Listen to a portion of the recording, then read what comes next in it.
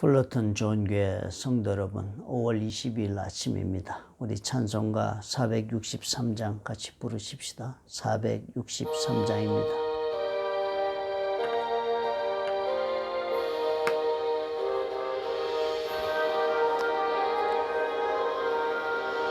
신자 되기 원합니다. 진심으로 신자 되기 원합니다.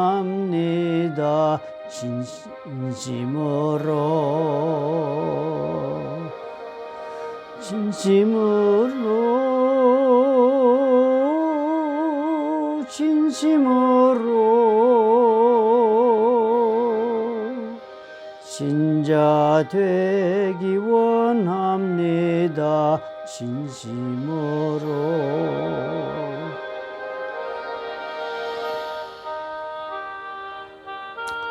사랑의 하나님 아버지, 오늘도 우리 주님께서 함께 해주시니 감사합니다. 매일 말씀 아버지 앞에서 읽고 묵상하는 것이 우리 삶의 한 부분이 되도록 하나님께서 도와주시옵소서. 참으로 주님 아버지 앞에 말씀 가운데 걸어가는 훈련이 얼마나 귀한가를 우리가 깨달을 뿐 아니라 실제로 삶의 한 습관으로 우리가 다 이루어 나갈 수 있도록 주님께서 도와주시옵소서. 예수님 이름으로 기도합니다. 아멘.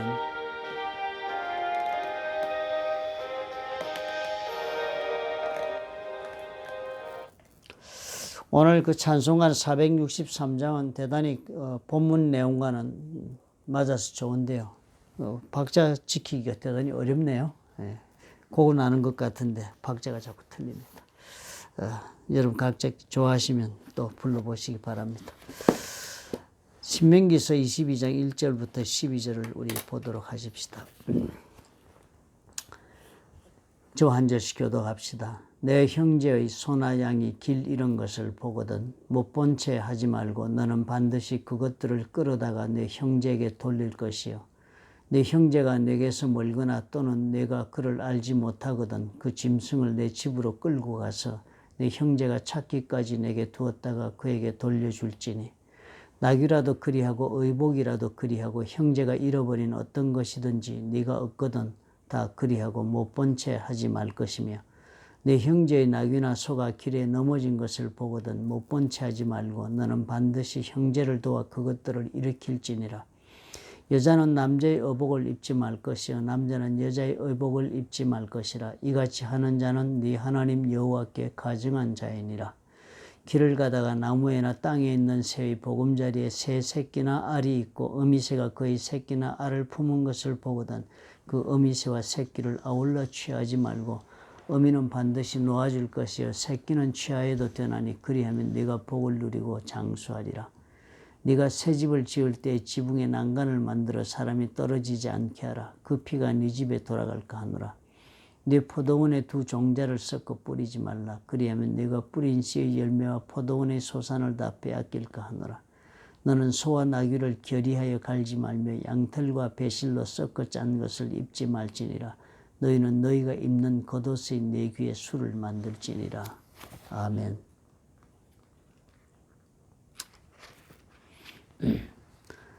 여러 가지 이제 복합적인 다 여러 종류의 그런 계명을 한꺼번에 지금 이제 설명하고 있는 그런 부분이 되었습니다. 이 전체적인 내용을 일단 보고 우리 한번 정리하겠습니다. 내 형제나 소나 양의 길 잃은 것을 보거든 예전에는 뭐 동물들이 교통수단으로도 많이 쓰고 했으니까 자기 지경을 떠나서 많이 이렇게 주인을 따라 옮기는 경우가 많겠죠. 그러다가 이제 집 가는 길을 몰라서 짐승들이 아마 스스로는 못 들어가고 주인과 헤어져서 길을 잃어버리게 되겠죠. 그래서 뭐 이렇게 길 잃은 짐승들이 생기기도 하고 또 우리에 갇혀 있다가 스스로 또 나가가지고 길을 잃기도 하고 하는 경우가 많을 것입니다. 그렇게 이런 일이 비일비재하게 발생하는데 못 본 채 하지 말고 반드시 끌어다가 형제에게 돌릴 거. 이건 주인이 누군지를 알고 있을 경우 얘기입니다. 그죠? 그렇게 할 때는 반드시 찾아주라. 보고 모른 채 하지 말라 하는 것입니다. 그리고 또 내 형제가 멀거나 또는 알지 못하거든 멀거나 알지 못한단 말은 지금 가까운 데 있는 자기가 분명히 아는 상대의 그런 짐승이 아니니까 그런 짐승은 일단 집으로 끌고 가서 길에 놔두면 그것이 다 잘못하면 짐승에 또 잡아먹히기도 하고 뭐 그렇게 해를 입기도 할 위험성이 크니까 집으로 끌고 가서 보호해 줍니다. 그렇게 집에서 먹이고 재우고 짐승을 그렇게 보호하다가 주인에게 돌려주라. 이건 대단히 비용이 클 수도 있는 일입니다. 그죠? 그래서 이런 경우에 뭐 랍비 문서 같은 데 보면은 이 비용이 어마어마하게 드는 거지만 이렇게 갖다 놓고는 자기가 공지를 하도록 사람들에게 이러는 짐승이 우리 집에 지금 와 있다. 그렇게 하고 이제 그 오너가 나타나면 그 오너들은 이것이 내 것이라는 그런 증거를 제시해야 됩니다. 내 짐승은 뭐 어디에 내가 마크를 찍어놨다든지 뭐 이런 것을 말해서라도 자기 것인 것을 증명한 다음에나 데려갈 수 있도록 그렇게 하는 세부적인 법이 있습니다. 그러나 어찌됐든 대개의 경우에 이렇게 남의 것을 갖다 보관해 줘도 돌려준다고 해서 보상을 받게 된 규정은 없는 것을 보아서라도 이것은 대단히 큰 희생을 하고서라도 일을 해야 된다고 하는 계명입니다. 낙이라도 그리하고 어복이라도 그리하고 형제가 잃어버린 어떤 것이든지 네가 없거든 다 그리하고 못 본 채 하지 말라 그랬습니다. 그러니까 이 종류가 뭐 짐승의 종류뿐만 아니라 모든 것이 있어서 남의 것에 대해서 이렇게 길에 가다 보거나 해서 그러실 때는 습득을 해서 보관하고 있다가 잘 보관하고 또 광고를 해서 주인을 찾아서 줘야 합니다. 대단한 일이죠. 그죠? 그 다음에 4절에 보니까 내 형제의 낙이나 소가 길에 넘어진 것을 보거든. 짐을 싣고 가다 무거워서 넘어지게 되고 뭐 주인도 같이 넘어져 다칠 수도 있고 이런 거니까 절대로 그런 경우 못 본 채 하지 말고 너는 반드시 형제를 더 일으켜 주어라. 도와서 계속적으로 갈 수 있는 길을 가도록 해주라 그랬습니다. 사실 이 1절부터 4절까지 이 내용은 보니까요. 다 요즘 우리도 이건 실천하고 있는 그런 이웃에 대한 관심 혹은 이웃에 대한 사랑 또 이웃에 대한 관심의 표현, 사랑의 표현으로 우리가 다 이렇게 도덕적으로 이렇게 하는 것이 다 옳다고 합니다. 뭐 시카고 같은 데서는 눈이 많이 오고 가니까 고속도로 같은데 사람이 혼자 서 있거나 차가 고장나 서 있는 사람을 외면하고 그냥 차를 운전하고 지나가면 그거 티켓 받는다 합니다. 아직도 이제 그런 거 우리가 실천하고 있다. 법의 정말 이 기독교의 이 교훈이나 윤리가요. 서구 법의 아주 기초로 다 틀을 짜고 있는데 기초가 되어 있으니까 요즘 법에도 이런 정신은 다 나타나 있습니다. 우리가 도덕적으로도 어디 가서 우리가 잃어버린 물건 미국에서는 그 실천이 잘 되고 있지 않습니까? Lost and found. 그거 다 이웃에 대한 지극한 관심. 그것이 바로 이웃 사랑에 대한 표현이다라고 그렇게 보여지는 행위들을 이렇게 세부적으로 실질적으로 이웃 사랑은 이렇게 실천해야 한다라고 보여주신 것입니다. 그 다음 5절을 보면 남자 여자 의복을 서로 그렇게 바꿔 입지 말라. 여자는 남자 것, 남자는 여자 것 입지 말라 그랬습니다. 사실 이것은 성의 혼란을 일으키지 않도록 하라는 그런 뜻이기도 하겠습니다. 우리가 잘 알다시피 벌써 이 시대부터 율법이 주어지기 이전에부터 아브라함의 시대 또 롯의 시대 소돔과 고모라 보니까 벌써 막 그 이상한 그런 막 성적 정체성의 혼란이 온 사람들이 많습니다. 그죠? 그것이 사실 성적 정체성의 혼란이 뭐 요즘은 뭐 여러 가지 이유로 되지만 성경은 분명합니다. 그건 하나님의 대한 범죄 행위라고 분명히 규정을 짓습니다. 그래서 그것은 굉장히 하나님께서 가혹하게 다스리는 그런 범죄지요. 그러니까 그런 걸 아예 어릴 때부터 그런 것을 하지 말라. 우리 옛날에 보면 아들 낳으라고 말이죠. 딸을 낳아놓고 다음에는 아들을 기대하니까 그 딸에게 막 남자 옷 입히고 남자 머리 막 이렇게 하면 그러면 아들 낳는다고 그런 미신들 많지 않습니까? 그렇게 했을 경우에 그 모든 것들이 점점 발전되게 되면 사실상 자신의 성에 대한 혼란 이런 거 가져와서 이상하게 될 수도 있는 것입니다.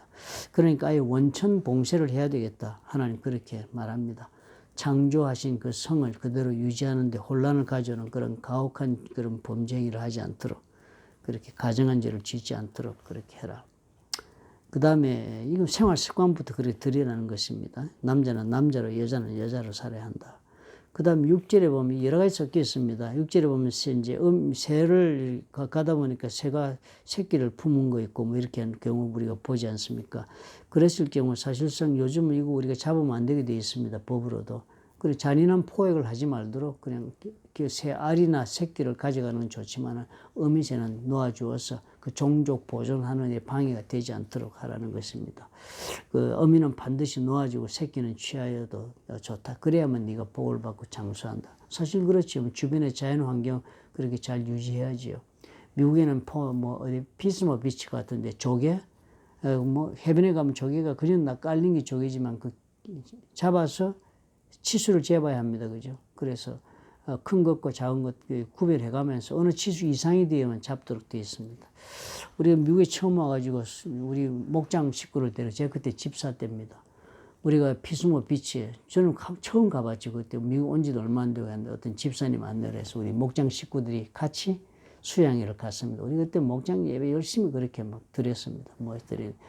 같이 주중에 우리가 그때 연휴가 있어서 갔습니다. 피스모 비치를 갔는데, 우리가 갔는 그 사전에 그 주의사항을 듣지 않았습니다. 그래가지고 우리가 한 10명 그렇게 목장 식구들 전도한 사람 데리고 갔구나. 기억이 나네요. 그 전도한 사람들 우리 교회 목장에 접속시키려고 끝까지 우리 비용을 내서 같이 여행을 떠난 겁니다. 예수도 안 믿고 하니까.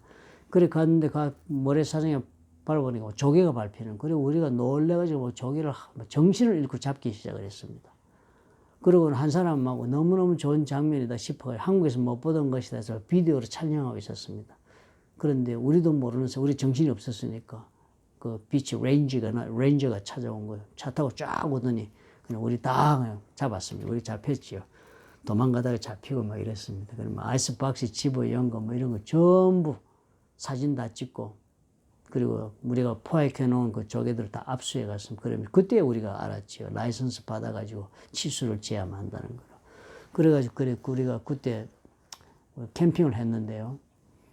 다 빼앗긴 줄 알았는데 어떻게 한 뭉태는 안 빼앗겼습니다. 그리고 그걸 갖다 아침에 조개국을 끓였는데 얼마나 맛있는지요. 그런데 우리 티켓을 받았지 않습니까? 그래가지고 그 다음 달에 그 20 며칠인가 지정된 날짜에 법원에 우리가 출두할 때 다 그 티켓에 이름 있는 사람이 갔습니다. 갈 때 우리 그랬죠. 그 처음에 그래 우리 무리에 섞여가지고 예수 안 믿는 사람 섞여도 같이 티켓 그 사람들이 더 받았죠. 티켓 금액 같은 걸 보면 그래 받았는데 우리가 사실 이름을 바꿨습니다. 그 자리에서 현장에서 이름 적고 이럴 때 이 사람은 아니라고 빼고 우리가 넣고 이래가지고 믿음이 있는 기존의 성도들이 벌금을 내기로 하고 그렇게 미리 법원에 갈 때는 우리 그래가지고 뺐습니다. 시험 들까봐. 그렇게까지 우리 사실 배려하면서 목장 열심히 했습니다. 그 다음에도 그래서 막 핑계대고 두 번째 또 조개잡이를 갔는데 한 마리도 맞는 치수가 없더라고요. 못 잡았습니다. 지금도 그런 법이 그대로 사실 그렇게 조개를 다 먹어버리는 그 조개가 없어졌죠. 그러니까 안 모아야죠. 그뿐만 아니라 시애틀에서 많은 경우도 그런 거 많지 않습니까? 그 큰 조개 맛살 조개 같은 경우 혹은 전복 같은 거 이런 거 너무 따니까 제한하고 있어요. 그 마찬가지입니다. 그게 다 보호받아야 우리가 복을 누리고 장수하는 데 도움이 되지요. 예전에 그 법들이 다 그 뜻이 있는 법입니다. 실용적으로. 그 다음에 8절에 보니까 새 집 지을 때 지붕에 난간 만들. 이 사람들의 지붕이 플랫 지붕입니다. 그래서 올라가서 그 지붕에서 밤에 잠도 자고 낮에 기도도 하고 그 바울의 서신서에도 나오지 않습니까? 바울도 올라가 기도하다가 환상을 보고 그랬으니까. 그러니까 그 난간이 생활 공간이 될 수 있습니다. 그러니까 남들이 같이 와서 있을 때 지붕에 난간을 만들지 않아 굴러 떨어지면 다치니까 이웃에 대한 배려가 있어야 되겠다. 이웃의 안전에 대한 배려. 만약에 그것을 하지 않을 때 책임은 너에게 있다. 그렇게 된 것입니다. 그러니까 이게 우리가 정말 무관심 해가지고 남들에게 피해를 주는 것조차도 그 범죄 행위라고 하나님 말씀하시는 거예요. 이렇게 이웃에 대한 배려가 1절부터 8절까지 사랑하는 그 표현은 이렇게들 나타나는 거죠. 사랑이라는 게 어디 난데없이 우리가 참 로맨틱한 것만 사랑이 아니라 여기서 말하는 이웃 사랑이라는 것은 바로 이렇게 이웃의 필요나 안전을 깊이 배려하고 이웃의 이익이나 손실도 깊이 내 것인 그냥 생각하고 배려하고 이런 것에서 온다 하는 것. 그리고 또 정말 우리 주변에 있는 삶은 공유하는 것이다. 그죠? 우리가 독점하고 그래서 우리가 자연이나 우리가 살고 있는 이 하나님이 우리에게 허락하신 이 창조의 여건들을 다 우리도 보호하고 같이 공존할 그런 책임이 우리에게 있음을 알려줍니다. 그죠? 그렇지 못한 대가를 지금 많이 지불하네요. 참 하나님 오래전부터 법을 아주 주도 면밀하게 또 그리고 성의 정체성 요즘에 가장 큰 문제가 이겁니다. 그죠? 하나님은 날 때부터 이렇게 성에 대한 착각을 하도록 태어나게 하지는 않았다. 정체성은 분명히 가지고 태어난 것으로 성경은 말씀합니다. 그런데 동성애자들은 그렇지 않다고 설명을 하기 시작을 하죠. 그거 다 세상이 점점점 그렇게 어려워지고 있는 것입니다. 그 다음에 이제 9절부터 10절 이 두 절에 보니까요. 썩는 것에 대한 금지가 나옵니다. 포도원에 두 종자를 썩고 뿌리지 말라. 옛날에 농지가 부족하니까 사람들이 이런 실수를 하기 쉽습니다. 농지가 부족하니까 이것도 심고 저것도 심고 그냥 막 심어버리고 이러는데 그러면 안 된다는 거. 사실상 그것이 농사 지을 때도 그게 좋지 않은 결과를 만든다고 합니다. 어떤 식물은 물을 많이 빨아먹고 어떤 식물은 물을 적게 빨아먹고 같이 뿌리면 하나는 죽게 되죠. 그죠? 또 어떤 식물은 너무 막 크게 자라고 어떤 식물은 적게 자라기 때문에 크게 자란 것이 그늘을 다 만들어갖고 적게 자란 것이 아주 죽게 만들고 이래서 농작물이 제대로 못한다 합니다. 그래서 사실 이렇게 섞어 뿌리는 대신에 뭐라 그러죠? 해를 바꿔가면서 올해는 포도를 올해 올해는 호박을 심었으면 다음에는 뭐 다른 걸 심고 이런 식으로 농작물을 번갈아 가면서 해마다 로테이션 하도록 그렇게 농사를 짓지 않습니까?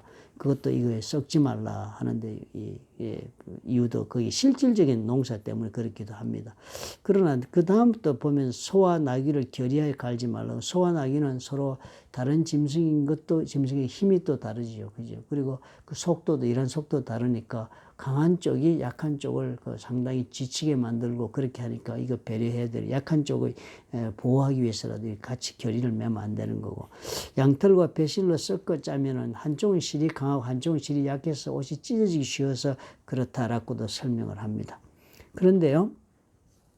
12절에 보니까 또 내 옷이 내 귀에 술을 만들지라 이건 민수기에 나오는 거 아닙니까? 하나님의 계명을 따라서 옷 술을 만들어라 그렇게 한 것이 이렇게 민수기에 나오는 것인데 보니까 이 내용을 가만히 보면 둘을 섞지 말라는 건 사실상 그런 실질적인 그런 이득 때문에라기보다는 하나님께서 이런 다른 민족과 섞이는 것을 원하지 않는다는 것을 이들에게 교훈적으로 가리키기 위한 뜻이 더 큰 것으로 보여집니다. 하나님에 대하여서 사는 그 모습이니까요. 이 이웃에 대한 배려나 이런 것도요. 다른 민족들에게도 이건 뭐 근동에서도 좀 윤리적으로 진보하고 있는 족속들에게 가리키는 그런 윤리적 그런 뜻이 모습이 들어있기는 하지만 실질적으로 확연히 다른 구분된 삶의 모습입니다. 뭐 남의 것에 이렇게 막 신경 쓰면서 배려하는 그런 족속들이 많지 않았습니다. 그런데 하나님의 백성들이니까 너희들은 다른 나라 사람들이 사는 것과는 전혀 다르게 살아야겠다. 네 이웃에 대하여 무관심할 수 있고 이해관계가 분명할 수 있고 또 너희 중심으로 모든 것을 사느라고 정말 주변의 환경에 대해서 너는 아주 횡포를 부려도 너는 괜찮은 것처럼 생각하기 쉽지만 그러지 말아야 한다. 너는 하나님에 대하여 거룩해라. 즉 하나님에 대하여 이 다른 사람들과는 다르게 구별된 자의 삶의 모습을 갖추어라. 그렇게 우리가 해석을 해야 옳겠습니다. 그러니까 하나님께서는요. 이웃을 사랑하는 것도 하나님의 백성이기 때문에 그렇게 하는 것입니다. 이웃을 사랑하는 것은 나중에 예수님께서 어디까지 확대했습니까? 원수를 사랑하는 것까지. 그렇죠? 그러니까 이 모든 내용을 다 보면 하나님을 믿는 백성이기 때문에 이런 모습으로 살아야 하는데 그것은 세상의 사람들과는 구별되게 살아가는 자의 모습이다. 세상 사람들과 섞이지 않도록 해라 하는 것입니다. 세상 사람들 섞이지 않으면 그들이 사는 방법에 섞이지 않고 그들이 신앙에 섞이지 않는다. 하나님 분명히 그렇게 보호하고자 합니다. 그러면서 맨 마지막 절에 하나님의 계명을 기억하고 살기 위해 옷에 술을 달으라고 말씀하신 민수기 9절이 다시 나옵니다. 그래서 이것은 뭐예요? 하나님의 계명을 준수한다는 자기 옷 술을 달았으니까 눈에 보이죠. 내가 계명을 지켜 하나님 앞에 내가 구별된 백성, 율법을 가지고 사는 백성이다. 그러므로 유혹에 내가 넘어가서는 안 되겠다 하는 그 술을 달으라가 오늘 이 법의 끝구절에 해당하지 않습니까? 참 우리가 하나님 앞에서요. 하나님을 사랑하고 이웃을 사랑하는 것이 계명의 모든 그 총정리한 그 중요한 골자라고 우리는 그렇게 예수님의 말씀으로부터 배우지만 어떻게 표현하며 사는가? 이게 대단히 중요하죠. 그죠? 이웃에 대한 사랑이라는 것은 바로 어떻게 표현돼야 하는 것, 그것은 왜 해야 하는가? 즉 우리가 하나님의 백성이기 때문에 그렇습니다. 하나님의 백성이기 때문에 세상 사람들과는 다르게 사는 그런 사랑의 표현이 이런 식으로 상대 이웃을 배려하고 내가 손해를 입더라도 이웃의 것을 보호해주고 이렇게 살고 또 주변 환경에 대해서 나도 같이 공존하고 보호하는 자 입장에 서야 하고 그리고 절대적으로 문화적으로나 혹은 우리 모든 삶에 살아가는 라이프 스타일에 있어서 서로 섞이지 말고 내가 하나님의 백성답게 내 모습을 유지하고 살아야 된다 하는 것이 저와 여러분에게 기대하는 하나님의 그런 우리 사는 모습이라고 할 수 있겠습니다. 사실 요즘 우리가 이런 구분된 삶을 잘 살지를 않습니다. 꼭 구분되게 살아야 한다는 것을 우리는 대단히 거북해하죠. 그죠? 남들과 다르게 사는 것, 그렇게까지 해야 하나라고 우리가 많은 경우에 질문을 합니다. 그런데 하나님은 그렇게 구별되게 하는 것이 모든 세상에 대해 네가 내 백성이 되는 것을 보여주는 것이라고 하나님 말씀하고 계신 것입니다. 사람들이 우리를 볼 때요, 아, 저 사람들은 하나님을 믿는 백성이구나. 그래서 저렇게 사는구나. 라는 인정이 있도록 우리가 살아야 되는 것입니다. 사실 가만히 한번 생각해 보십시오. 요즘 우리 그리스도인들의 가장 큰 문제점이 무엇입니까? 비그리스도인들에게 우리는 공격받는 가장 큰 이유가 우리가 구별된 자의 삶을 살지 않고 있기 때문에 받는 비난들입니다. 과연 세상 사람들 우리가 뭐가 다르냐 하는 것입니다. 그죠? 그러니까 우리 하나님 앞에 구별된 자를 찾는다는 것은 하나님도 거룩하니 너희도 거룩하라는 대요구 전제 조건입니다. 하나님 우리에게 요구하시는 성도의 전제 조건입니다. 구별된 삶을 살기를 거부한다면 하나님의 백성이 될 자격을 상실합니다. 그럼 우리가 기억해야 되겠습니다. 정말 내가 예수를 믿었기 때문에 세상 사람들이 다 살아서 괜찮은 것처럼 보여지는 건 내가 금하고 있는 것이 무엇인가? 예를 들어서 술 같은 경우 그렇습니다. 술을 먹는 것이 범죄 행위는 아니지 않습니까?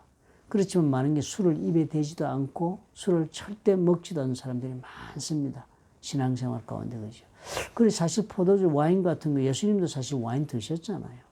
그리고 이런 것 가지고 우리 신학적 논쟁을 벌리기 전에 이 문제는 무엇이 되어야 되겠습니까? 우리 바울이 보면 고린도서에 보면 그 모든 거 고기 먹는 문제, 고기 먹는 게 뭐 죄입니까? 똑같은 문제입니다. 술 마시는 게 뭔 죄입니까? 또 사실상 담배 피우는 것도 또 뭐 범죄가 아니지 않습니까?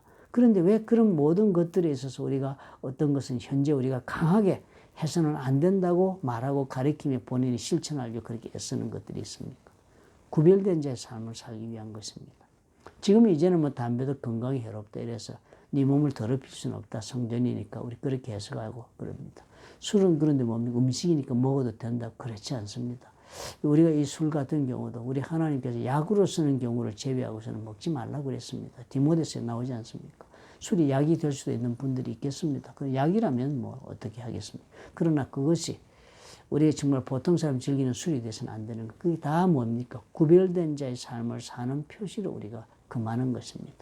우리가 참으로 하나님 앞에서 오늘은 우리 깊이 자신의 삶을 돌아봅시다. 신학적 논쟁이나 뭐 이런 주장이나 갈등에 빠지기 전에 과연 나는 사람들 앞에서 내가 하나님의 백성이 되어서 무엇을 정말 내가 다르게 하고 있다고 보여줄 것이 있는가? 우리가 물어봐야 되겠습니다. 사랑의 하나님 아버지 감사합니다. 하나님 때문에 내가 구별하고 있는 것이 무엇인가? 물어보는 좋은 날이 되어서 세상에 바라볼 때도 정말 이 사람은 하나님의 사람인 까닭에 이러하구나 라는 말을 들을 수 있도록 하나님 도와주옵소서. 예수님 이름으로 기도합니다. 아멘.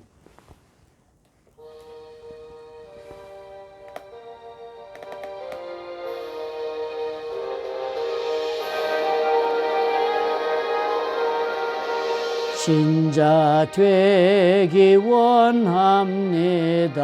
진심으로 신자 되기 원합니다.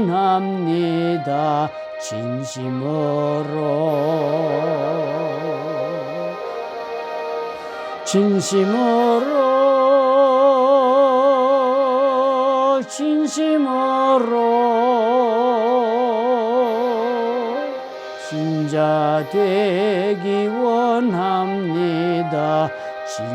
진심으로.